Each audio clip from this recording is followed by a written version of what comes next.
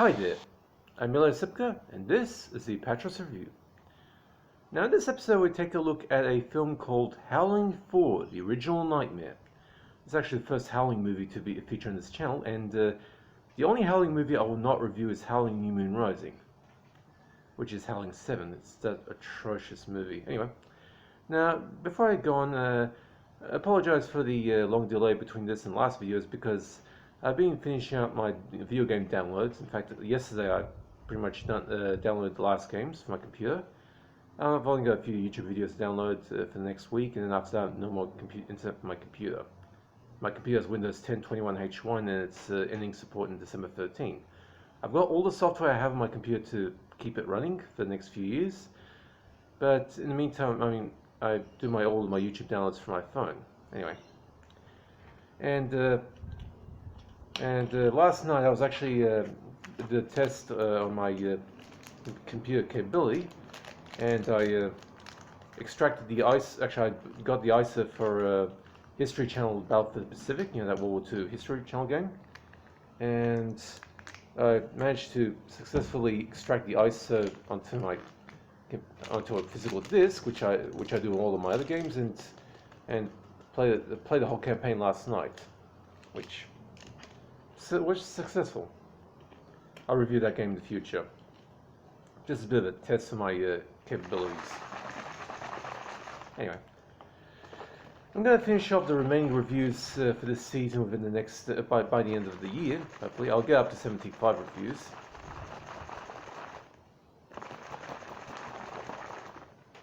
Making my iced coffee.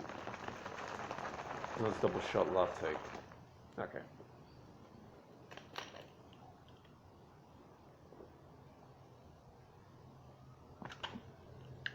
Nice. Plenty of fuel for the review. Anyway, now in this episode we take a look at Howling 4, The Original Nightmare. Now this was the first of the Howling films to become direct-to-video. All the other Howling films after this point were all direct-to-video.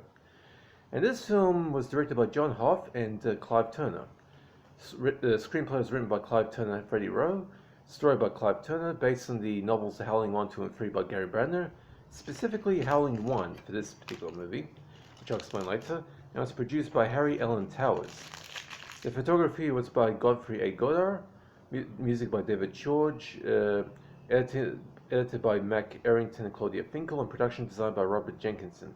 The cast includes Romy Windsor, well, she was known as that by the time, now she's Romy Walthall, Michael T. Weiss, Suzanne Severide, Anthony Hamilton, Lamia Derval, Norman Anstey, and Kate Edwards. And a couple of notable supporting cast. Clive Turner actually does a little role here as a tow truck driver, and Craig Latter, who's a South African actor who actually wrote the script for Cyborg Cop. A few years later, after this, actually also has a minor role here as a hitchhiker. Now this is actually also, not only is this also a DVD review, but it's a review of two different DVDs. You see, the ones I'm reviewing in this are the Payless Entertainment. This is actually a public domain DVD, well, was from Payless Entertainment, and the Umbrella release from the Howling Collection, this. So it's actually a box set release. I'm going to review both these DVDs in this review. So back to the DVD reviews anyway. And about those two discs, let me just show you again. The Payless Entertainment disc is Region 4. It's a single-layer DVD, 576 lines interlaced PAL, 133 standard, English stereo in the 255 kilobyte range, no subtitles, and runs for 91 minutes and 46 seconds. While the Umbrella disc is actually also single layer. This is an NTSC, again 133 standard, English stereo, but this time in the 384 kilobyte range, no subtitles, and because it's an NTSC, it runs longer at 9534. Both come from the exact same print, but processed differently. That Umbrella disc has no menu, so once the film ends, the disc stops playing. Now by the way, the film actually came out direct to video in the United States in November of 1988. So the month I'm doing this episode, which is November 2022, is the 34th anniversary of this film. It was released in West Germany in September 1989 and in 1991 in Greece. This is a British-American co-production. Anyway, now for the synopsis. While working on a tight deadline for her latest novel, the Windshear, thriller novelist Marie Adams starts suffering from some seriously bad hallucinations to the point that they interfere with her daily life. Her doctor instructs her husband Richard to take her to a remote hideaway for her to mentally and emotionally decompress. Richard complies, renting a small cottage in the remote South Californian rural town of Drago. As she begins staying there, Maureen begins hearing some strange howling sounds at night, which Richard dismisses as her imagination. The townsfolk also feel quite odd in their behavior. Along with a lesbian ex-nun who is a fan of her books, Marie begins to investigate the weird occurrences that are going on in the town. The truth turns out to be horrible. The entire town are comprised of werewolves.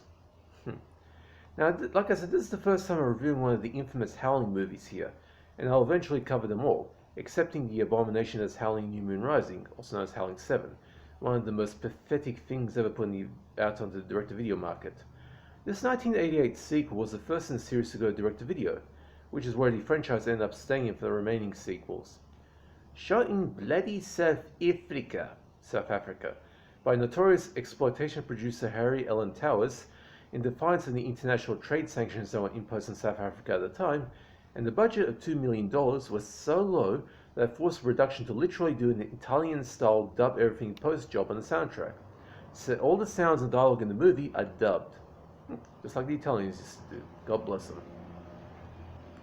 The general consensus is that director John Hoff, who had made some good films in his day, like The Haunting of Hill House, The Legend of Hill House, had done a very bad day's work on this Hatchet job.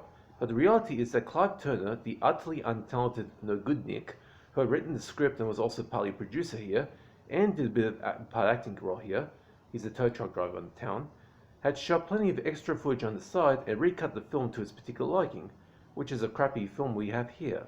So all the prints of this film around are the Clive Turner cut.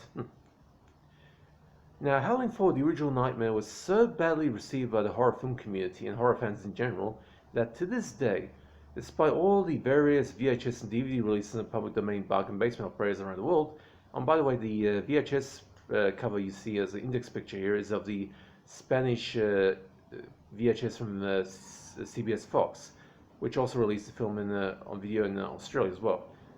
And and keep an eye on that index picture, by the way. There's a little detail. Anyway, that chick was nude on the cover. I put a little bit of censoring there for YouTube reasons.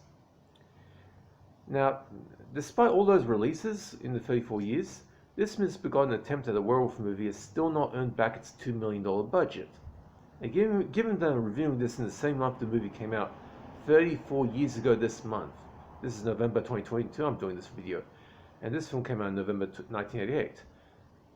34 years and it hasn't gotten its $2 million budget back. Now that's what I call a flop. I've personally bought at least 3 copies of this on DVD and even an X rental of the original Australian VHS, so I must be this movie's biggest fan by default. You know, even by bad movie standards, that's really fucking pathetic. Now, I mentioned that Clive Turner had to construct the final print that ended up in wide circulation, and this is because Turner had more of a direct role in this than most people would expect. The film's screenplay was credited to both Turner and some bloke named Freddie Rowe, with the original story by Turner. Now, according to my usual sources, this Freddie Rowe character had written the script for the next sequel, Howling 5: The Rebirth, which, despite its reputation, is actually a considerably better film if you give it the necessary room to prove itself, and also compiled a music video collection for Rod Stewart back in 1988 on video, or VHS. But some rumors subsist to this day that Rowe is actually Clive Turner himself, as when John Hoff was directing the film, all the script notes are coming from Rowe by courier, and he never visited the set even once. Hoff tried to get Rowe's telephone number and address, but never did, so Hoff was suspicious of the possibility that Rowe might be Turner doing the script himself by a proxy alter ego. Now, as for the movie itself, man, this is a bad movie. Not necessarily in terms of technical inaptitude, but the technical quality, if you excuse the low budget, is actually pretty decent for a $2 million movie, made in the late 80s, although the photography is considerably flat. I won't take pot shots of the soundtrack due to it all being done Italian style, and truth be told, it isn't bad considering. In fact, the dubbers actually did a pretty decent job here, as I've watched this film plenty of times over the past 20 years, and never noticed it was entirely dubbed. It just didn't seem dubbed. That's how they did a really good job with their dubbing. The actors are all professionals in the B-movie scene who know their shtick inside out. Although that isn't terribly great praise, given that they're all pretty much on the same caliber as the actors on a daytime TV soap opera. Now that I mention that, this film does indeed feel exactly as though somebody decided to mount the Howling as a Hallmark Channel TV movie. If the original film was done exactly that way, it would never have become a classic in the horror genre, and we wouldn't have had the horror genre the same way today. It is really the case of a ridiculously bad script. The story is actually more faithful to the original Gary Brandon novels than the original Joe Dante classic, but given that the original film plays fast and loose with the book and became well respected because of it, while an extremely low budget British-American production shot in South Africa stuck closely to the story and instead of success became such a flop, even despite being released around the world direct-to-video store shelves, that still hasn't earned back its $2 million budget even after 34 years, well, I'm not going to put the original novels in too high in esteem. The story moves too slow for the horror element to work, and the payoff is remarkably truncated in impact, resulting in the movie losing a lot of its effectiveness. Plus, there's that stupid cliffhanger-style ending. That just makes no sense. It's actually more ambiguous, anyway. This feels like a live-action Scooby-Doo cartoon, only with actual gore and sex thrown in. This is not exactly a kid's flick, just so you know. Although I have no issue with this being shown to 13-year-olds, as there's nothing explicit here. I'll detail more about this in my gore and nudity section later on in this review. With the exception of a bizarre transformation sequence late in the movie, there really is nothing here to recommend to anyone but the most determined bad movie masochist or Howling franchise completist. Howling 4, the original Nightmare, has earned itself the dreaded B-, 1 out of 10 grading on my grading ladder. This is an utterly terribly written movie. Although the technical polish is surprisingly better than expected, and if you want only one reason to watch this, it is the transformation scene.